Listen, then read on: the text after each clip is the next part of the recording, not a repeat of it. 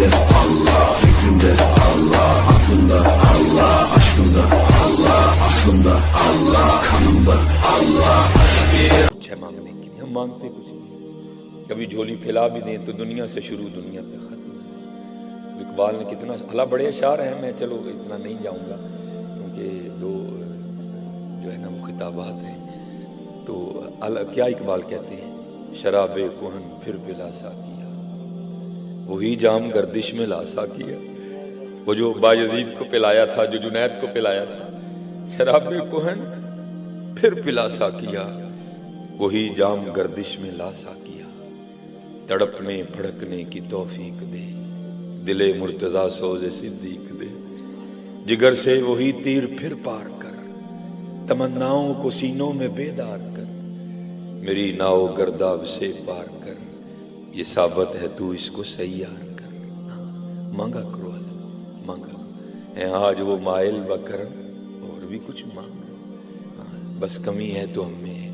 یہ 31 اکتوبر حضرت غازی علم الدین شہید رحمۃ اللہ تعالی. ماشاءاللہ بزرگ بیٹھے ہیں تو میں تو سبق ہی سنا رہا ہوں.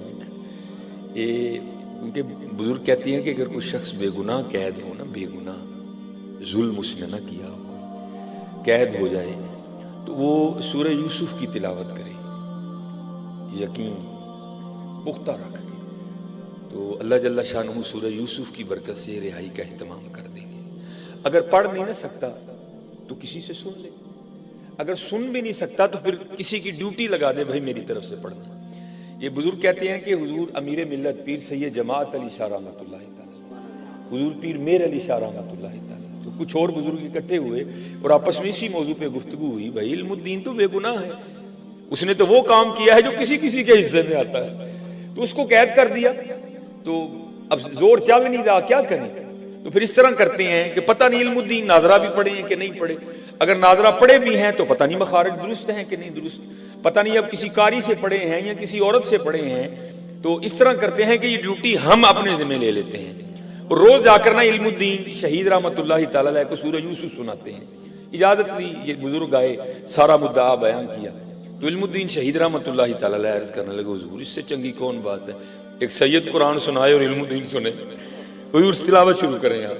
اب حضور امیر ملت بڑے پکے حافظ قرآن تھے، اور کئی مواقع ایسے ہیں کہ جب آپ نے ایک ہی موقع پر پورا قرآن کریم تلاوت کر دیا. اب وہ غازی علم الدین شہید رحمۃ اللہ تعالی علیہ سن رہے ہیں اور حضور امیر ملت پڑھ رہے ہیں.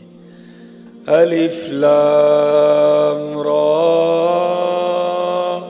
تلک آیات الکتاب المبین انا انزلناه قرآنا عربیا لعلکم تعقلون.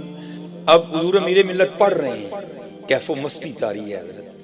تو کچھ ایسی کیفیت بنی کہ تھوڑی سی بے توجہی ہوئی، اور بزرگ کہتے ہیں کہ حضرت نا کیفیت تھی نا حضرت، آپ زبر کو زیر پڑ گئے.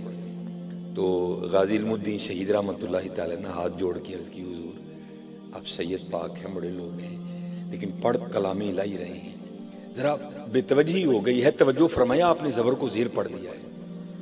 اب آپ ٹھہر گئے، توجہ فرمائی تو دیکھا علم الدین بالکل ٹھیک کہہ رہے ہیں. اب یہ بزرگ حیران ہوئے، بھائی ہم تو یہ سوچ لے کے آئے تھے پتہ نہیں علم الدین کو ناظرہ قرآن کریم پڑھنا بھی آتا ہے کہ نہیں آتا، اس نے تو حافظ قرآن کی غلطی نکال دی. تو پوچھا علم الدین یہ کیا ہے؟ تو عرض کی حضور آپ نے پھٹیوں پر بیٹھ کر استادوں سے پڑھا ہے، میں نے حضور سے پڑھا ہے. تو زندہ ہے واللہ میری چشم عالم سے چھپ جانے والا. اور اعلیٰ حضرت نے اس سے پہلے وظیفہ بتا دیا، ہاں کیا کرو اس وظیفے کو تسبیح میں. وہ کیا تھا؟ چمک تجھ سے پاتے ہیں سب پانے والے، میرا دل بھی چمکا دے چمکانے والے. پڑھا کرو. اور بزرگ کہتے ہیں کہ جب جنازے کا وقت آیا نا تو جو پہلی صف تھی اس میں تو تھے ہی مشائخ، ایک سے بڑھ کے ایک سادات کا باغ کھلا تھا. اب مشکل یہ درپیش ہوئی کہ بھائی جنازے کے لیے کس کو کہا جائے. تو بزرگ کہتے ہیں کہ یہ ڈیوٹی شاعر مشرق علامہ محمد اقبال رحمۃ اللہ تعالی کی لگی. حضور یہ مشکل اب آپ حل کریں. تو وہاں بریلی کے تاجدار سنیوں کے امام الشاہ امام احمد رضا خان فاضلی بریلوی رحمۃ اللہ تعالی، آپ کے خلیفہ سید دیدار علی شاہ رحمۃ اللہ تعالی علیہ بھی موجود تھے. اب لکھا کہ اقبال نے نا آپ کا دستے مبارک پکڑا اور مصلی امامت پہ کھڑا کر دیا. اب بڑے لوگ تھے حضرت، تو وہ تو اپنی نفی کرنے والے لوگ تھے حضرت.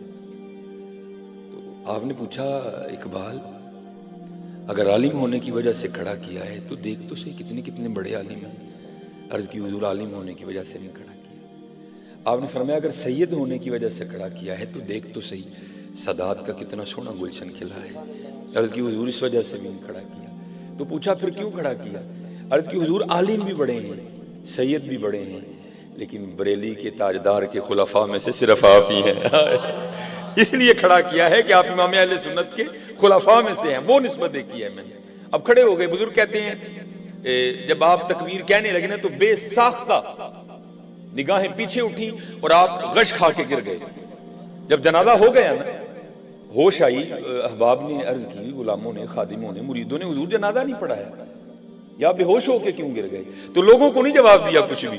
حضور نبی علیہ السلام کی بارگاہ میں استغاثہ کس طرح پیش کرتے ہیں، یا رسول اللہ علیہ السلام ساری عمر گزر گئی آپ کی امت کو آپ کا دین سکھاتے سکھاتے، ساری عمر گزر گئی آپ کے منبر اور مصلی شریف کی خدمت کرتے کرتے، اور کبھی ہمیں خواب میں بھی جلوہ نہیں دکھایا. اور قربان جاؤ علم الدین شہید کی شان پہ جس کے جنازے میں خود ہی تشریف لے آئے. ہاں یار تو زندہ ہے واللہ، تو زندہ ہے واللہ، میری چشم عالم سے چھپ جانے والا.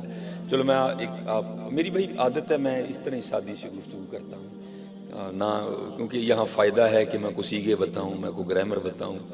مقصد ہے چلو یار وہ کھم پہ جان کو رو لئی، شاید کو معافی مل جائے. یہ ہمارا بہت بڑا نقصان ہوا. سائیوال شریف سید منظور احمد شاہ صاحب کا وصال ہو گیا. آپ کی بڑی خوبصورت تصنیف ہے مدینۃ الرسول علیہ السلام. اور مدینہ پاک تو حضرت وہ خطہ ہے نا جس پہ بڑا لکھا گیا، لیکن میں کہتا ہوں جتنا بھی کوئی لکھ لے لیکن پھر بھی اس کے راز نہیں کسی کو سمجھ آ سکتے ہیں. امام حسن رضا خان فاضلی بریلوی نے لکھا بھی تھا.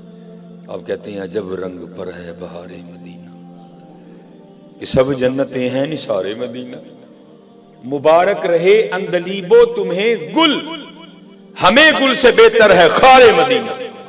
اس میں حضرت لکھتے ہیں کہ حضرت نے بڑا وقت مدینہ پاک میں گزارا، اور حضرت اب لفظ بڑے سستے ہو گئے ہیں، بڑے سستے ہو گئے ہیں. پہلے عمریں گزر جاتی پھر کہیں جا کے میڈل لگا کرتے تھے، اور بڑے لفظ سستے کر دیے لوگوں نے. عاشق مدینہ تو ایویں ہی حضرت جس کو چاہ بنا دیا، لیکن حضرت عاشق مدینہ ہونا کو سوکھا کام تو نہیں ہے. یہ اسی میں لکھتے ہیں مدینۃ الرسول میں نا شاہ صاحب نے بڑا وقت گزارا. آپ فرماتے ہیں مجھے کسی وجہ سے نا پاکستان آنا پڑ گیا، تو یہ غم کاٹ رہا تھا مجھے کہ پاکستان جا کے مدینہ کے بغیر کس طرح وقت گزرے گا.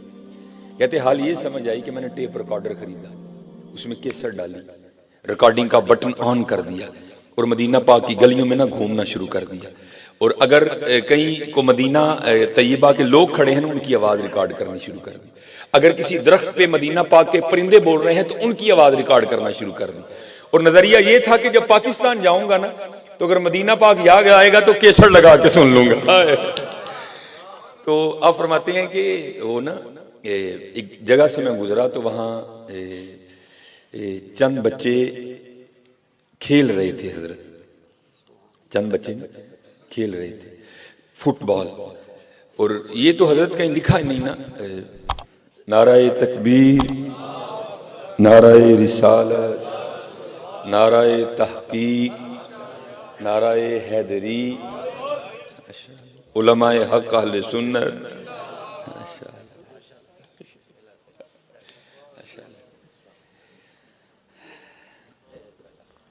تو یہ تو اب کہیں نہیں نا ہو سکتا کہ فٹ بال اگر کھیلا جائے تو آوازیں بلند نہ ہوں. آپ فرماتے ہیں وہ بچے فٹ بال کھیل رہے تھے تو میں پاس ہی جا کے نا چٹان پہ بیٹھ گیا. اب ہاتھ میں ٹیپ ریکارڈر ہے اور آنکھوں سے آنسو جاری ہے. آپ فرماتے ہیں بچے فٹ بال بھی کھیل رہے ہیں اور مجھے بھی دیکھ رہے ہیں. یار یہ بابا ٹیپ ریکارڈر پکڑے رو کیوں رہا ہے؟ تو کہتے ہیں وہ بچے آگے پوچھتے ہیں یا شیخ انتا مجنون، اور بابا تو کہیں دیوانہ تو نہیں ہو گیا؟ اب فرماتے میں نے ان کو کہا بیٹا تمہیں میری دیوانگی سمجھ نہیں آئے گی.